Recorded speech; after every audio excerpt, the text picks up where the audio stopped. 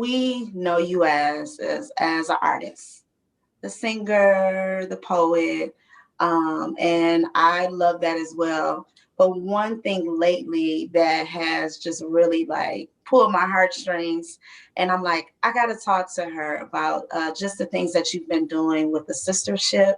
And also, when the pandemic started, your talks that you've been sharing, that has really been, I believe, changing women's lives, internally, and so they can manifest the things and do the things they need to do outwardly. So, I mean, long story short, I've kind of always had like a desire to talk to humans and people.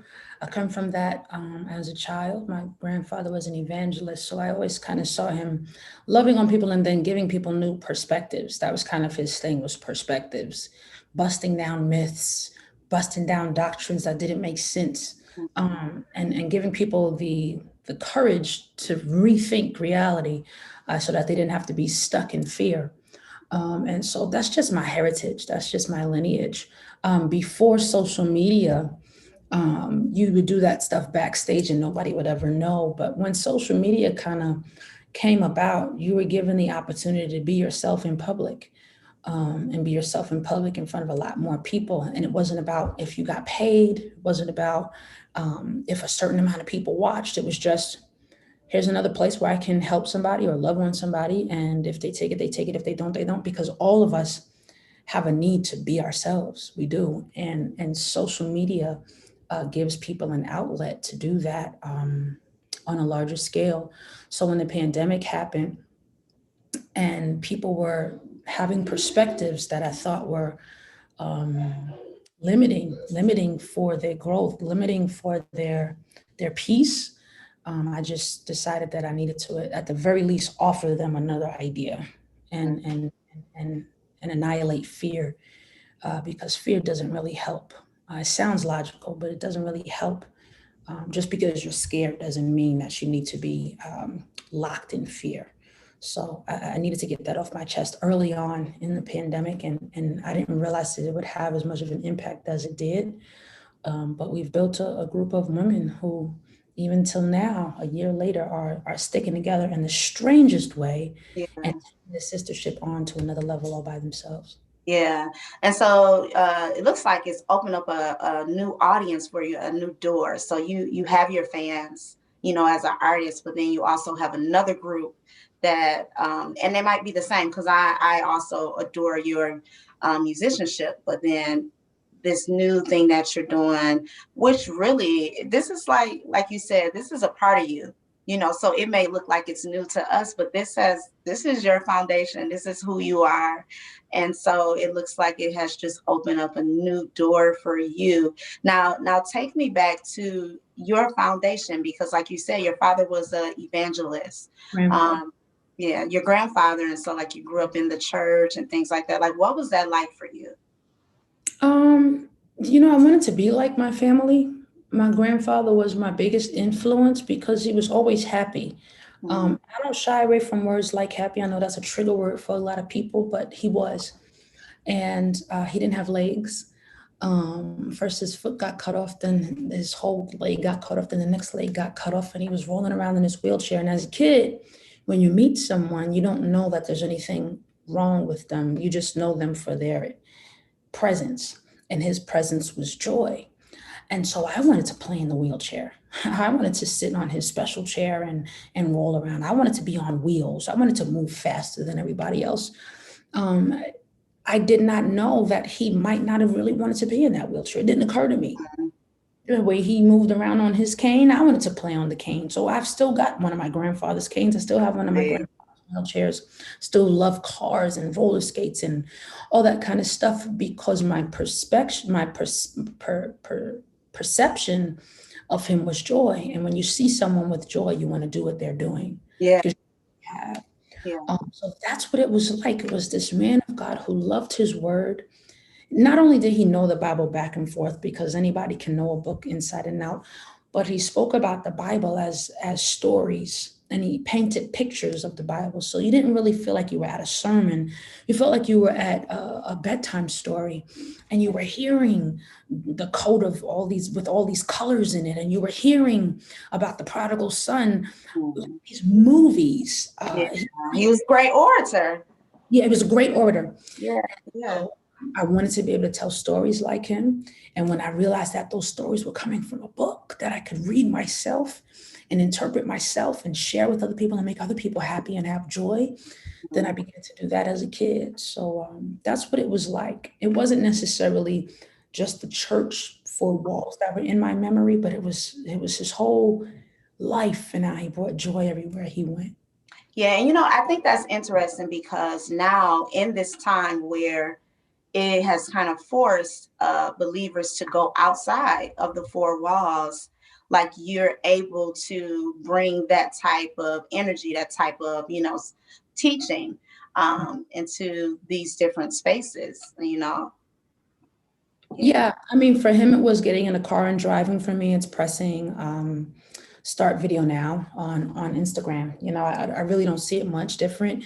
It's just the modality has changed, but he was always in his car. He was always driving to a different place, and I'm always meeting new people online. So I feel very much like what I call myself sometimes, Elder Bryant's granddaughter. Really, really, really, really. And so one of the lives, I can't recall the name of it, but it was with your aunt, and you guys were just really, really going in. What does she mean to you? Because there's always those special women in your life who just like helps you to be who you are today. Like, what fingerprint does she have on Chrisette's life? Sure, my aunt Michelle in particular has always been there at the end of a fall. So whenever there was a big fall, she was there. My first big fall, I was 18 years old. I had just gotten into a relationship and gotten out of it very quickly. And my mother had me take a train from New York down to Georgia and be with her.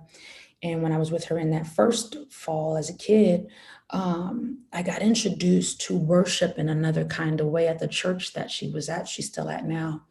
I learned how to make the altar my sanctuary. And I got that kind of Psalms 91, in the secret place under the shadow of the Most High, like that private relationship with Jesus Yeah. Christ, where I didn't really have to tell anybody what I heard the Lord say. I could just kind of live it out.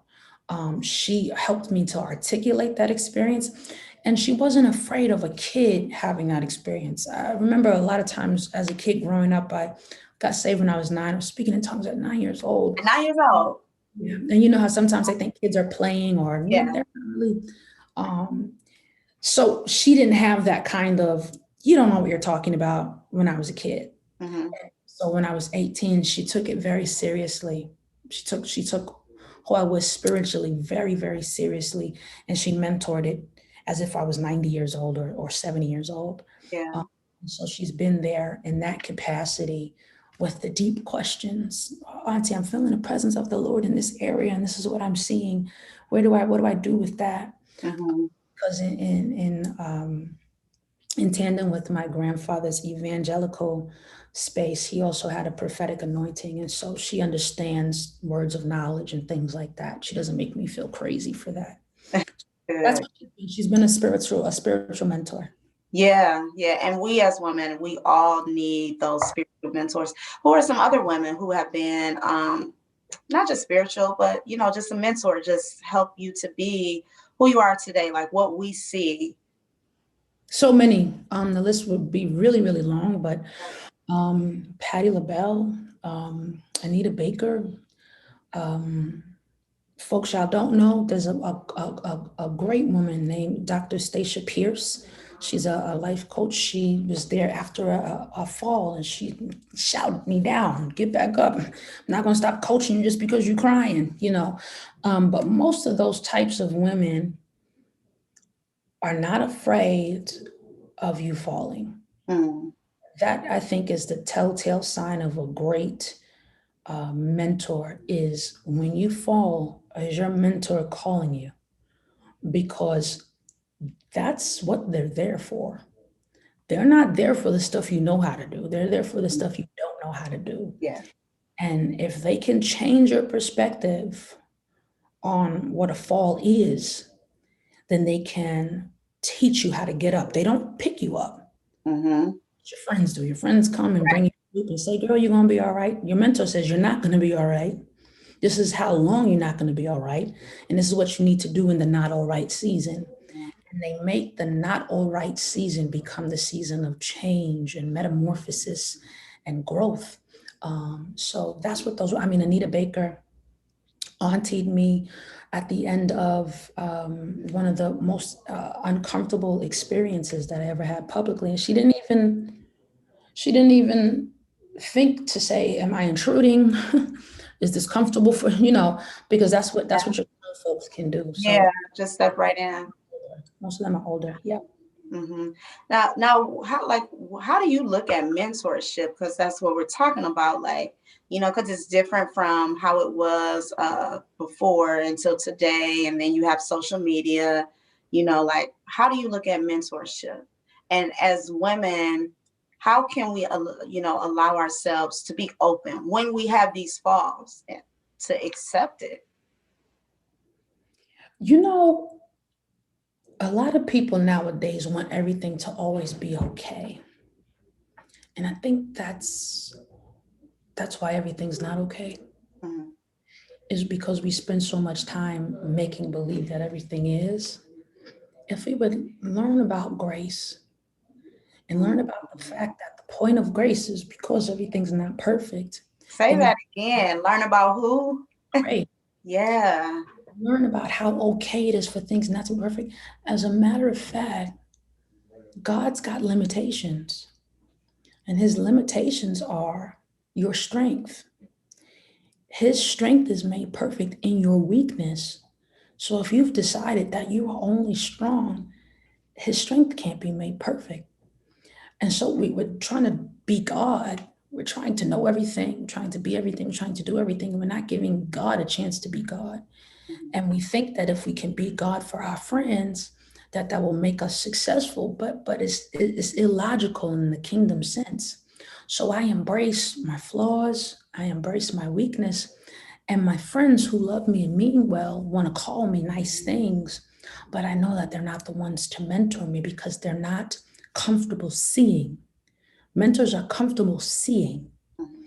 They're not afraid to notice, and they're not afraid of the hard, dirty work that it takes to see something and say something. So that's what I attribute a mentor to, is somebody who's going to see the ugly stuff, Mhm. the grace and the kindness and the sweetness and the honey to articulate what it is and what to do in there. Mhm. Now, when I think about you and when I listen to your music, the first word that comes to mind. I don't know if you know. I don't know if some of your fans told you. Like, it's just simply love. Like Hmm. Chrisette is just all about love. You feel the love. You see the love. Like So, how did you mature into that, and how have you maintained that? Because when we talk about falls, falls can really kind of like distance us from not wanting to accept the love and not wanting to give the love and to receive the love. How do you navigate through that when it comes to having those falls in your life? Because at times you might want to turn love off. Like, I know personally, it was a time like you just turn love off, or your heart can be hardened or things like that. So with you having this joy and this love, and then sometimes in life you have those falls, like, how did you maintain that? How did God, you, yeah, how did you maintain that? it's a lot easier for me to love than it is for me to hate. Um, because I've practiced love longer than I've practiced hate, because I've been kind of walking this walk since I was a kid. Love makes more sense. Hate doesn't make as much sense to me. As a matter of fact, I was so disappointed that I couldn't find hate when I was rejected. And I would say, God, well, ain't I supposed to have, some kind of, crazy reaction? Like, where is it inside of me to respond in the way that, people are acting? I just couldn't find it. I wanted to find it, and I looked for it for a minute. And there were people around me giving me ideas to utilize it, and how they. I kept hearing people say, "If it was me, I would have did this," and I would try and find what they were talking about. But you become what you practice, and so Mhm. if you've been practicing love for 15 years, and on year 16 somebody introduces hate, it's going to be difficult for you to learn that way in that quick amount of time, which just means that God trusts you with a test. So sometimes the opportunity to hate is just a test. Sometimes what looks like should be something is just temptation, or just an opportunity. It doesn't mean that it has to be taken. So it just didn't resonate with me to start suddenly hating people. It didn't make sense. People were good, bad, ugly, and everything else before. Right. Yeah. It didn't change. My experience, or my my experience changed. And so I didn't change how I responded to life. I just experienced life. Does that make sense? Oh, that makes total sense. Because what you were saying is when you practice something, it's very hard to undo that. It is. Yeah, like you've been practicing for years. So no matter what comes my way, if I've been doing this for a long time, I may have to adjust. I may have to relocate, but it's in you. It's in you. Yeah, yeah. And I don't try too hard to explain it, because if somebody hasn't been practicing love, they won't understand why I'm not responding the way they want me to. Mhm. So sometimes people will get very angry that you're not just like them. Sometimes they're not even upset with what you did anymore. They're just upset that you're not exactly like them. Yeah. Sometimes you might say, you know what, I didn't mean to step on your toe, and you might say it kindly, and they can't hear the apology because you didn't say it the way they would say it. Mhm. So after a while, I had to realize that even in my kindness towards people, there'll be moments where I won't be heard, because I'm not just like somebody else. And I had to accept that. I think that was the hardest part. Okay. Okay. Gotcha. Love is you. Take Mhm. me back to when you created that song, and what did it make you feel? What was the purpose for Love Is You?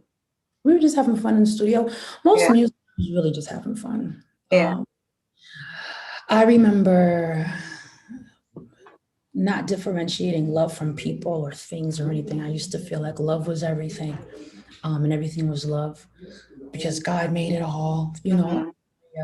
Flower childy at that time. I hadn't experienced rejection or um, anything incredibly traumatic in that part of my life that would make me think anything otherwise. Hmm. I had healed from it. So at that time, I believed that love was just everybody, everything. And so that song was easy. I wrote it with John Legend, and at the time he was, the most eligible bachelor in Hollywood. So I was excited. I think I might have been 23 or 24 years old. Hmm. That was just a fun time Just a with. fun time. Yeah. Mhm. Golden, which Same. by far is one of my favorite joints from you. Thank you. Thank you. I was writing about my mom and dad. They had been Hmm. married at the time for 20 years. Hmm. So I was writing a way to celebrate their 20 years of marriage. Maybe at the time it was 22 years. Um, Beautiful. yeah, that was about my parents and their love. Oh, beautiful. I can relate to that. My parents are they're almost at 30 years Mhm, of mhm. marriage. Yeah. So that Yeah. is a beautiful classic song. So like did they know that that was like kind of, inspired by them, dedicated to them? Yeah, I was in college when I was writing it, and I had sat Mhm. down with one of my professors to write out the music. And then my father came into the studio with me to lay down the background vocals. So it was very kind of, Really? So your father can sing? yeah, my mom and dad. My dad was supposed to be signed to Motown, but his father was very strict and religious, so he couldn't. So it was no coincidence when I got signed to Motown Yeah. uh, 30 years later.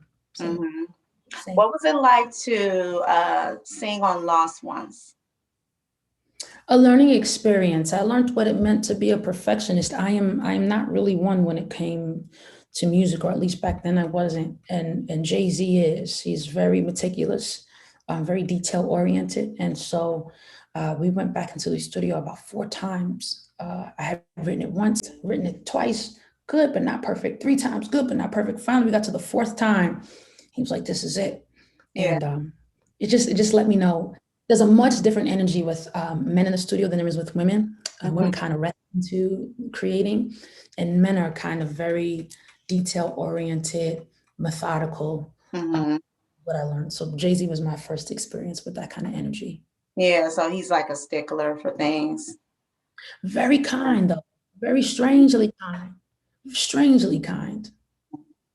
Strangely kind. Hmm. Yeah. Yeah. 'Cause he's Yeah. big, he's smart, he knows what he wants. So if you were to think about somebody like that, you might think, pointing fingers. He's weirdly kind. I don't know. Hmm. Whenever anybody asks me about that and I have to explain it, it sounds like I was with somebody who's like, no this, no that. He was Yeah. weirdly kind. Yeah. Yeah. Kindness and kindness can take you places. A lot of places. Yeah. A lot of places. Yeah. So when you were at a high, think about a high moment in your life. What was the soundtrack of your life from one of your songs? None of my songs are a soundtrack in my life. Um, Mm. and most of the moments that look high to people, Mhm. kind of probably lower moments for me. Um, I had an album that was #1 on the Billboard charts. It had gone above Taylor Swift and Ciara at the time. No, Miley Cyrus and Ciara at the time. And I was freaked out um, because I had put these breakup songs on it, and I had never wanted to sing about anything negative. And the breakup song was this big thing to me, like, oh my God, that's negativity. We can't put that out into the world. And so I never forget leaving the David Letterman show at the time when David Letterman was doing shows, and I had been put into Jay-Z's Bentley. I think it was a Bentley, and I was just like, just take me to the coffee shop at the end of the street. And I remember sitting outside, and everybody was up at the record label celebrating this #1. There was cake and champagne, and I just couldn't bring myself to this place. I couldn't go there because I couldn't understand what they were celebrating. It didn't make any sense to me Really? at all. And so I remember my cousin passing me a pair of Jordans. He got me a pair of ones, and I put them on, took off my, stupid shoes, and got in this car and just sat outside. I remember sitting outside for like 45 minutes and just asking God, what the heck was he trying to do? Are you trying to make me famous? Because I don't know if I'm like these people. Um, so all of the highs kind of feel like that. It's like, am I Mhm. like these people? Yeah. Do I make any sense here?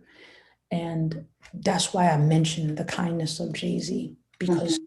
he knows that I'm quirky. Nas knows I'm weird. Yeah. Rick knows I'm strange. Wale knows I'm strange. But every once in a while, somebody will be like, "Oh, you're so cool," and I'll be like, "I don't know if that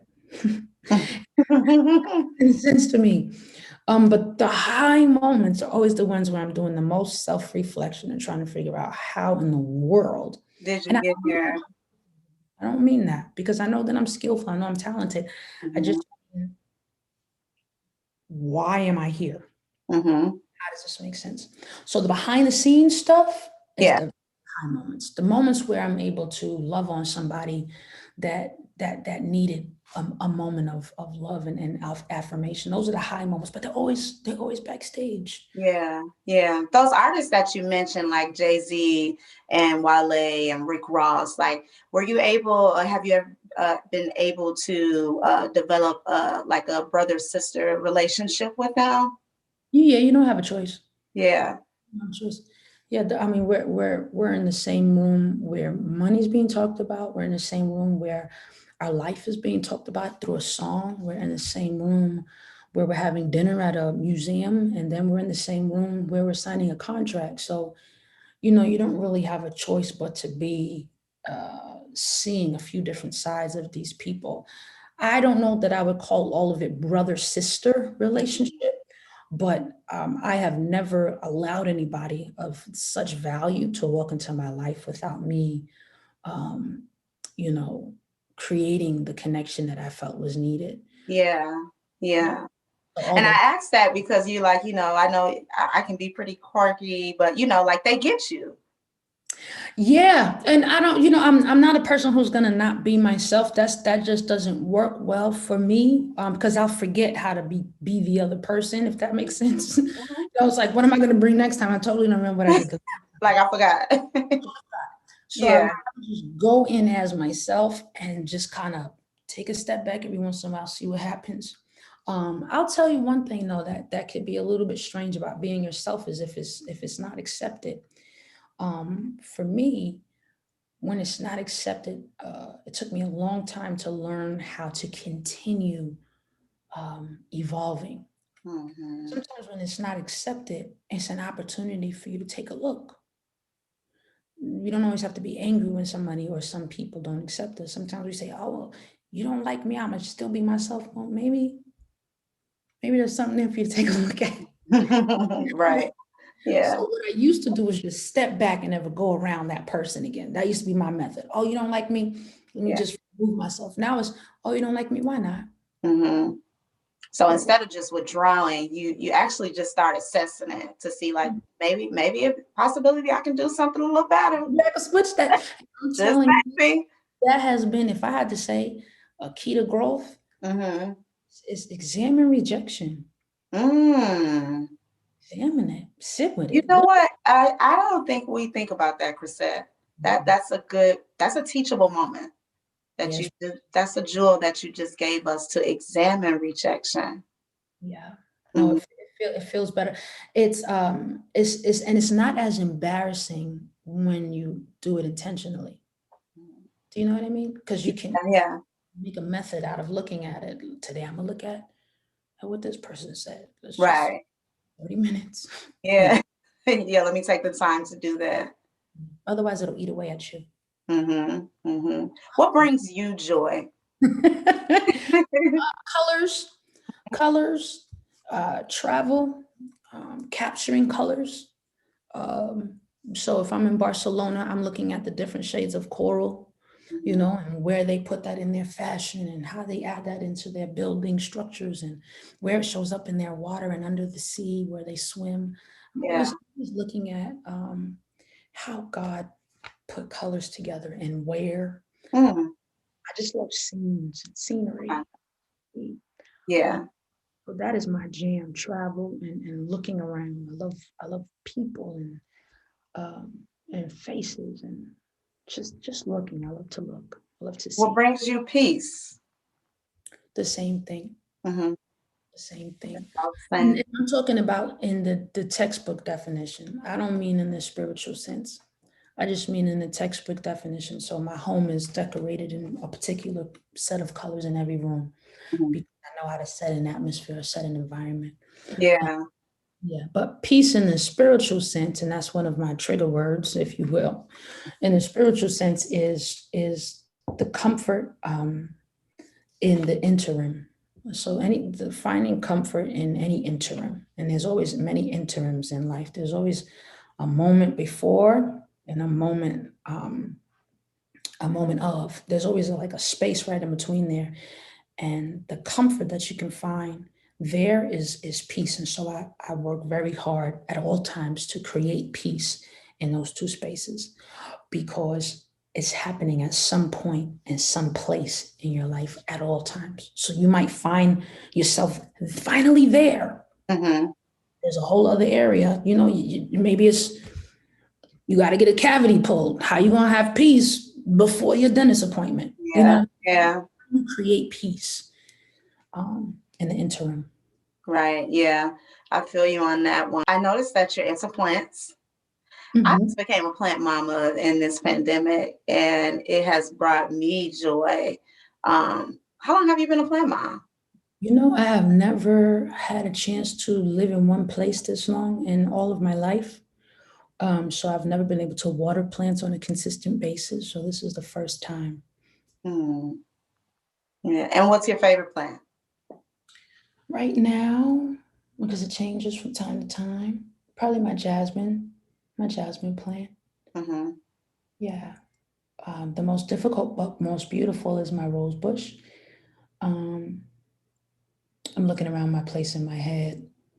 And then the split leaf philodendron, I think, is everybody's favorite, and that she grows quickly and big and fast. So I usually buy people that when they're like, "What should I Oh, get?" okay. I'll have to get one of those. I love the Monstera. Yeah, I have a couple of monsteras, the Adansonii and the heart shaped monstera. I don't know if that made any sense, but those two guys in the house I growing. haven't seen that one, but yeah, that's the ones that I have, and it just grows so beautifully, Yeah. so beautifully. Absolutely. Yeah. Hmm. What is something about you that you think that the public doesn't know or has like a misconception about you? The public is 7 billion people. Yeah. So there's so many publics. Um, and so when people ask me that, I always try and break down who they see in their mind when they say public. I remember when I felt misunderstood and people kept referring to the people that I was referring to as Black Twitter. And I was like, well, how many people is that? Where do they live? What's the demographic? Like, where are those people at? Then I can answer them particularly. So tell me what you mean when you say public. Let's focus on social media because, like you said, they're different audience. There's different cultures, and so like social media and social media is when you're posting what you're posting, when you're sharing what you're sharing. And people can be so picky, people can be so judgmental, or they're thinking that you should do this or say it like that. Okay, that's a good place to start. So what people would not know about me in the social media space is that I'm very hard to offend. It's very difficult to offend me, like ridiculously difficult, like very, very difficult to make me feel like you said something offensive because I am obsessed with perspectives. Obsessed. Like that is my perspectives are my jam.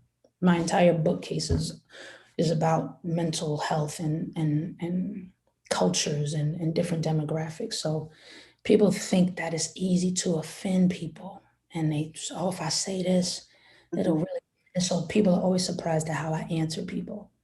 Oh my gosh, I can't believe how you handled that. It's like, they didn't say that to me. They said that to themselves. Like, your mother wears army boots. You never met my mom. What if she did wear army boots? What do you have against army boots? But like, Mhm. where are you in your words? Yeah. Help me understand where you are in your words. Like, where are you mentally, emotionally, spiritually in your words so I can better understand what you're feeling? Yeah. Because I've felt nothing from that because none of it makes any sense to me. How can But it you help makes how can you help some sisters out that feels, like everything gets to them, to help them to manage those feelings and those emotions? well, first of all, feelings and emotions are usually just um, temptations. So they're usually just ideas that you can adapt or adopt if you'd like to. They are opportunities, and you don't have to take the opportunity to feel a certain way. You can say, you know what, I was feeling this way before you introduced yourself, and I'm going to decline that opportunity. And then you cannot be attached to how you're declining um, causes the other person to finish. I think women, because we're nurturers, we want to take on opportunities that are given to us in order to help the other person. Really, when somebody says something that offends us, we're offended because we want to help the other person understand something. So if we detach ourselves from helping all the time, Mhm. then we won't need to take on the feeling all the time.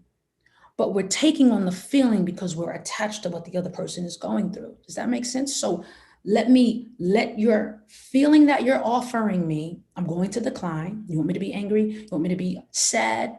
I was very joyous 10 minutes ago. I'm going to keep the joy. And then if my intuition leads me to, I will try and understand what you're dealing with. When I have the capacity, I'll try and understand what you're dealing with.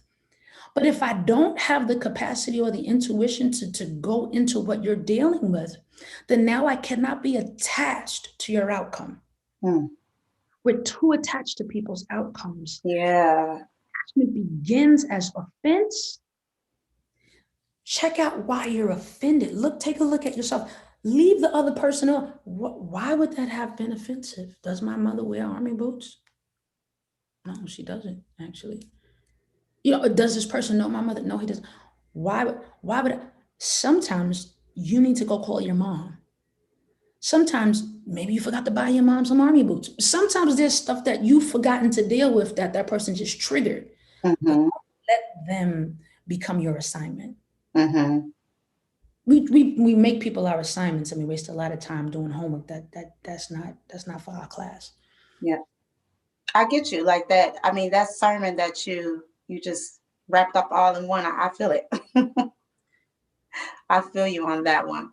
And so I have one more thing for you, because I love how you share love with us, and how you, firstly, that comes from clearly like you yourself, the love and the passion that you have within you to be able to give it to others. When you think about like the First Corinthians 13:4 through love is patient, love is this, love is that, like, like how do you try to like model that? Is that a part of your studies of love that you have just like carried with you? Certainly. What I teach most is the fruit of the Spirit. I think that is the paramount character shaper, is what happens when I accept the Holy Spirit. What am I asking my life and myself to do? And what we're asking our life and ourself to do is to lean towards patience, to lean towards peace, to lean towards long suffering, to lean towards self-control, to lean towards the fruit of the Spirit.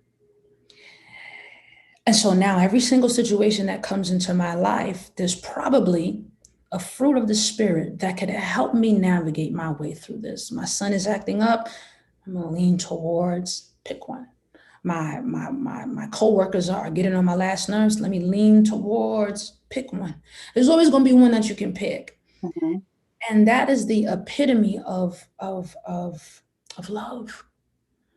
Because love starts with noticing what's going on. It moves into, what do I have on the inside that can enhance my character in this moment? And then it finishes with the action of being that in the moment. Yeah. And get to the Beatitudes, and to how we become blessed when we create this stuff. Because that's what we're doing with our life, is we're creating love. We're creating how we treat people. That's a conscious creation. As we move and as we shake, we are love. But we say things like I am love, but we don't realize that that's a moving word. It doesn't just start and end with I am love. It's a moving experience that starts with seeing, moves into being, and then ends in doing. And then it keeps cycling and cycling and cycling. Yeah. Your latest single. Say it again. I said your latest single, Wait. During the pandemic, and just in life as a recording artist, the word single kind of was a record label's way of saying, we're going to put out this massive song, send it to all of the radio around the country and around the world, put a music video to it, and promote it to hundreds of thousands of people. And so singles were a radio clarion call to tell the radio, we're about to come out with something for you to share.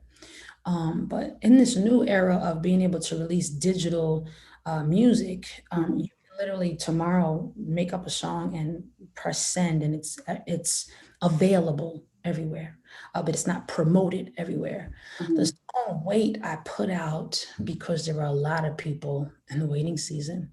Mhm. If that song spoke to them, I just wanted them to be able to pick it up, because people needed a song to kind of, Yeah, yeah, yeah. yeah. People, And that's that song that is so beautifully written. I mean, it's amazing. I love it. thank I you. love I it. wrote it at the beginning of a divorce, because I was just trying to figure out how long that was going to take. And so I Hmm. was saying to myself every day. And then a year later, the pandemic happened. So maybe somebody else could use this now. Yeah, beautiful. I love it. And you have your latest book. It's a like a small, but it's very impactful book about how to hear from God. Mhm.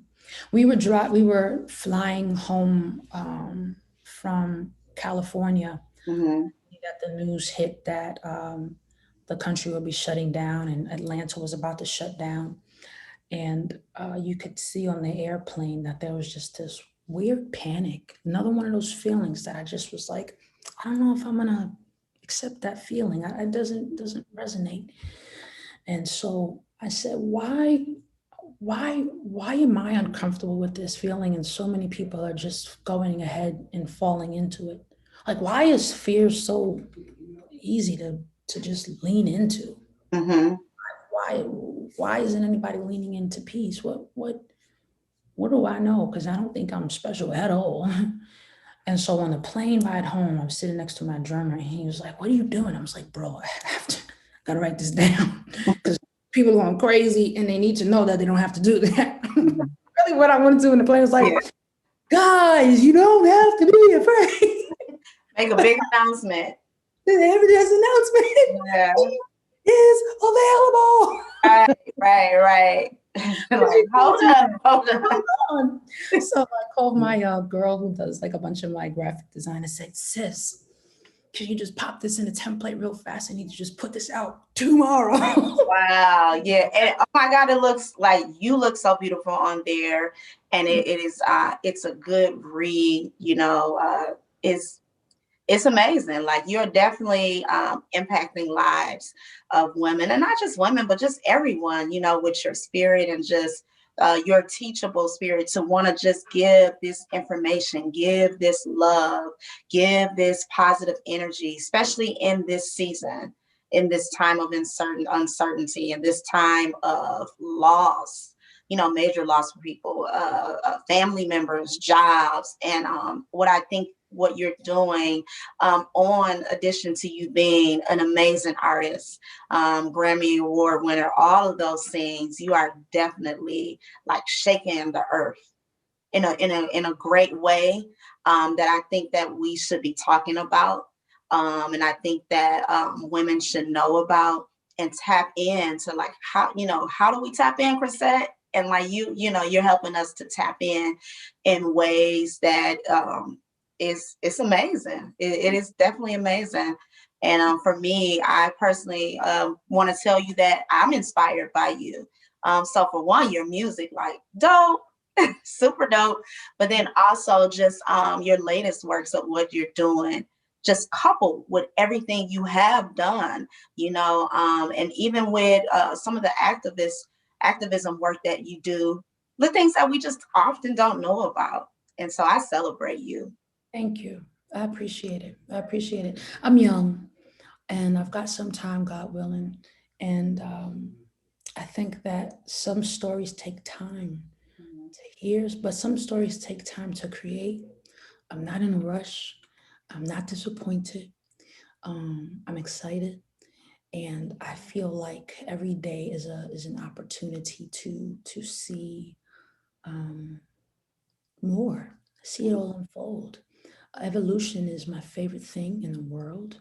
The fact that people grow freaks me out. I think it's the coolest thing. The fact that you get new language to explain and express your dreams.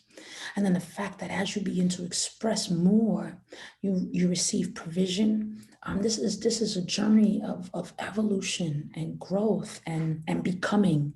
And I'm always very excited to become. And so I'm grateful for when people are kind enough to let me know that they've seen the journey or any of the evolution. But I never want anybody to worry if I feel celebrated, because I think that we all are overcomers. I think that we are all doing the best we can. Yeah. We've all been through some, you know what, and we all are like, can anybody see this? If I had any advice, it would be to talk to grown folks. Talk to people who's 20 years older than you, because they always going to be able to say, oh yeah, I seen that before, you're going to be all right. And that gives us hope. That's almost a reward to hear somebody older say, oh no, I went through that. This is how you get through that. Just eat more apples, whatever the case is. Right. Yeah. It's so scary. But sometimes we're talking to our friends. And I love my friends. I love my best friends. But we the same age. We ain't seen nothing yet. So we want somebody to say, good job. We only 19 years old. Sis. Yeah, you just getting started. Yeah. So there's some of us who's 50 years old and still, who gonna tell me, and somebody 70 saying, well, baby, you're just getting started. You know? So I look at every day as just getting started. Yeah. And I love that because, you know, what you're talking about is that generational piece of just like coming together. And that's what Lincoln All Women is about, like bridging the gap between, you know, each other and coming together. Like I may not know this, but, you know, she knows that, vice versa. And our friends are definitely important. Our peers are definitely, but we need some season every now and then. Like, yeah, I know I got this season. The sistership, I know I get on their nerves. I'd be like, okay, whose mother is in here today? Yeah. The voice of wisdom for anything we say that's out of line. So Yeah. I'm always having 2 or 3 or 4 elders in the Zoom call, like, okay, let me pin them and put them to the side. Because if I have a question, they're the ones who I want to get the answers from. The sistership is becoming a hub for women with a marketplace anointing. So women who believe that God is calling them to different areas of the earth, that's what the sistership is becoming a hub for. And so a section of the sistership is specifically going to be for women who are movers and shakers. Then the other section of the sistership is going to be called the check-in, like you're going to check in for your flight. And that's where you go and you tell your sisters, all right, I'm about to take off. And that's where we gather for prayer around everybody's journey, around everybody's movement, around everybody's flying to their marketplace. We're specifically giving them territory. So that's what the shipmates are all about. As an artist in the world traveling trade that I've been in for the last 15 years, I've often felt very alone. People see you in a different country and they think that what they have, you have. And the one thing that I've always wished for was somebody to know that I'm still holy. Somebody to know the Lord. Somebody to know that I hope I'm being prayed for.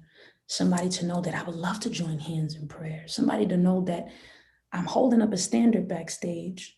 And instead of experiencing an incredible amount of judgment and people deciding that I'm high or that I'm in the Illuminati or that I'm, some other thing that I know nothing about. And so I've created the sistership during the pandemic and realized that it would become this hub for myself and other women like me who have a marketplace anointing. Yeah, beautiful.